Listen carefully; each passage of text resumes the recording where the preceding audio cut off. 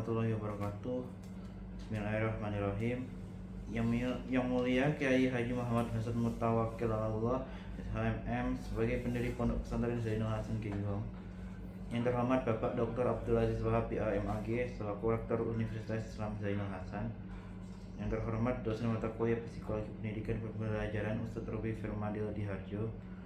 Yang tercinta Umi dan Abi, semoga selalu sehat dan senantiasa dianugerahi keberkahan dalam hidup dan kehidupan. Salawat dan salam kepada junjungan kita Nabiullah Muhammad SAW. Video ini kami buat untuk memenuhi tugas mata kuliah Psikologi Pendidikan dan Pembelajaran pada Fakultas Tadris Umum Program Studi Tadris Bahasa Inggris Universitas Zainul Hasan Genggong, Keraksan, Probolinggo. Dalam kesempatan hari ini kami akan menjelaskan buku yang berjudul Psikologi Pendidikan dan Pembelajaran pada bab 3, yaitu tentang karakteristik peserta didik, yang ditulis oleh Ibu Vika Anjana MPD. Pada bab 3 ini berisi 4 subbab yang menjelaskan. Pertama, tentang karakteristik peserta didik berdasarkan kemampuan dasar kognitif, afektif, dan dan psikomotorik. Kedua, tentang karakteristik peserta didik berdasarkan gaya belajar. Ketiga, tentang karakteristik peserta didik berdasarkan perkembangan emosional. Dan keempat, tentang karakteristik peserta didik berdasarkan latar belakang anak. Dalam subbab A, Ibu Vika Anjana MPD menjelaskan definisi karakteristik peserta didik berdasarkan kemampuan dasar kognitif, afektif, dan psikomotorik. Kemampuan dasar sering digunakan sebagai ukuran untuk mengetahui seberapa jauh seseorang menguasai pembelajaran yang sudah diajarkan. Kemampuan dasar ini mengacu pada tujuh taksonomi. Tujuan pengajaran yang dikembangkan oleh Bloom, Simpson, dan Harrow mencakup aspek kognitif, afektif, dan psikomotorik. Berikut adalah domain yang ada pada kemampuan dasar peserta didik. Pertama, domain kognitif atau pengetahuan, merupakan kemampuan siswa dalam proses informasi di dalam otaknya.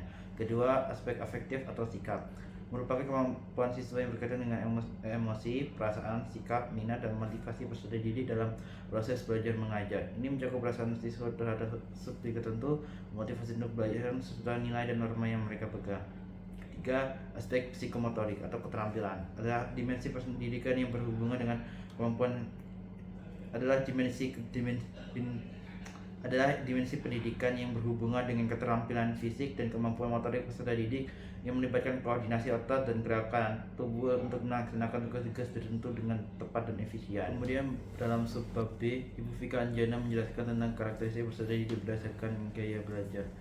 Gaya belajar adalah suatu cara dalam menerima, mengolah, mengingat, dan menerapkan informasi dengan mudah. Gaya belajar setiap orang dipengaruhi oleh faktor alamiah dan faktor lingkungan.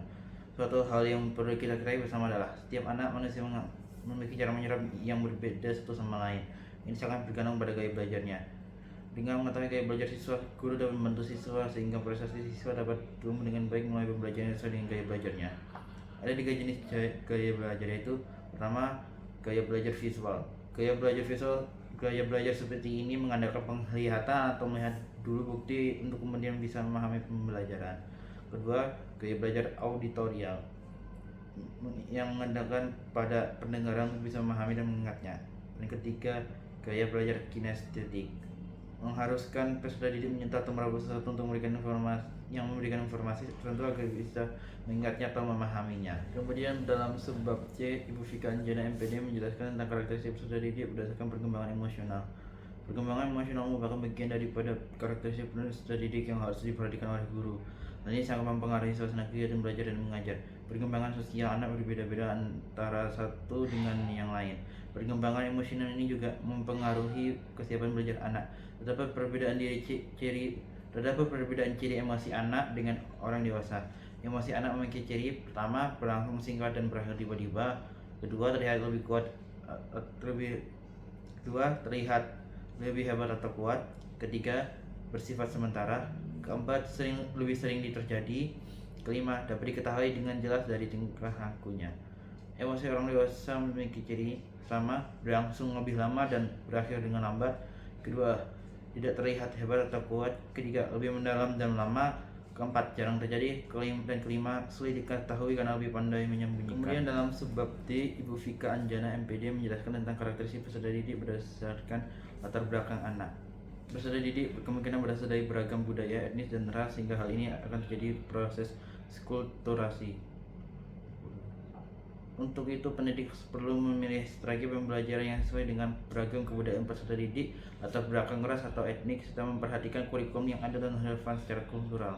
Adapun karakteristik penyesuaian anak usia remaja di lingkungan keluarga, sekolah, dan masyarakat ialah penyesuaian karakteristik di lingkungan keluarga meliputi: pertama, menjalin hubungan yang baik dengan anggota keluarga; kedua, menerima otoritas orang tua; ketiga, menerima tanggung jawab dan batasan-batasan keluarga; keempat, berusaha untuk membantu keluarga sebagai individu ataupun kelompok dalam mencapai tujuan.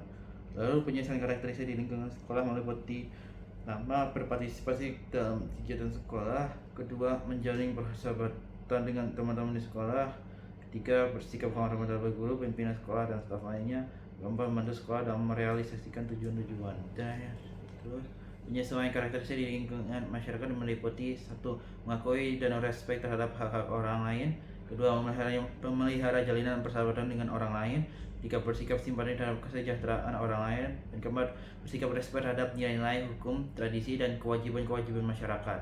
Berdasarkan penjelasan ini, maka dapat kita simpulkan bahwa karakteristik peserta didik ialah pengembangan potensi siswa yang sesuai dengan karakteristik yang dimilikinya.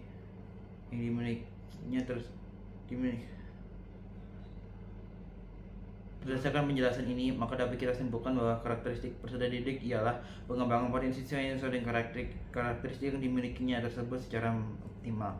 Namun demikian, bidang ini penting untuk dipelajari, terutama untuk membantu para guru atau pendidik dalam memahami situasi anak atau peserta didik. Apa yang menjadi kebutuhan mereka dalam belajar sesuai dengan proses pertumbuhan dan perkembangan anak. Apa yang menjadi hambatan dan kendala mereka dalam belajar, pendekatan dan model pembelajaran seperti apa yang tertentu diterapkan, hingga metode penilaian hasil belajar anak. Demikian karakteristik peserta didik menurut Ibu Vika Anjana MPD. Semoga bermanfaat. Sekian, wabillahi taufiq wal hidayah.